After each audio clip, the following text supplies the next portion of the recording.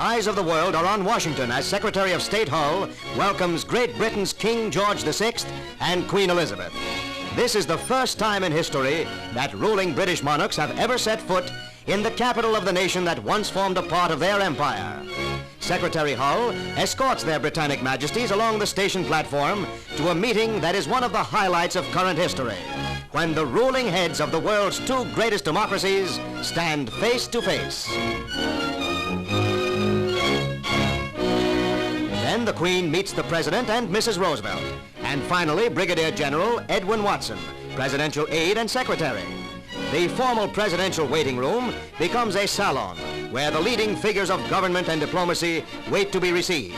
This is the climax of their Majesties' North American tour, and Prime Minister Mackenzie King still is with them after their 7,000-mile junket through Canada. Vice President Garner, resplendent in formal morning dress, and Mrs. Garner are among the first in line, followed by Speaker Bankhead and Mrs. Bankhead. Members of the Canadian and British embassy staffs are presented. Their greetings are in contrast with the handshakes tendered by the Americans who meet royalty. The women curtsy and the men bow when they appear before their sovereigns.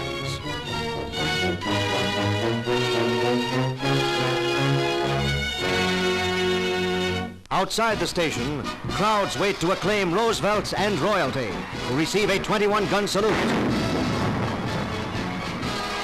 The Queen and the First Lady are to ride together under the wilting sun that sends the mercury to 92. And with an escort of the 3rd and 10th Cavalry moving across Delaware Avenue toward the Capitol, the official procession starts through the Washington streets. Secret Service guards and special police details surround the car as it swings into Constitution Avenue on its route to the White House.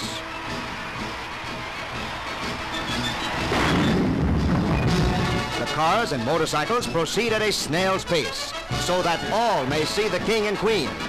600,000 persons brave the heat to witness the most impressive welcome ever accorded Capitol visitors. Atop buildings, Washington police watch tanks clattering along Pennsylvania Avenue as front and rear guards of the parade. As they creep along the avenue, the President and the King are in spirited conversation, while the Queen and Mrs. Roosevelt wave friendly greetings to the crowds. Spaced every 4 feet, soldiers stand at present arms, and the King acknowledges the cheering throngs as the cars roll past.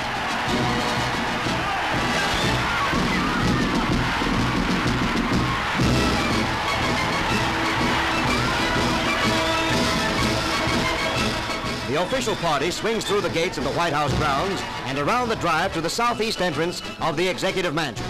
The 4-mile trip from the station consumed an hour that belonged to the crowds. But here the gates are closed and the public excluded as the royal couple become guests of the President and Mrs. Roosevelt, while the 12th Infantry, the President's own, stands guard. Later in the afternoon, the King and Queen are the official host and hostess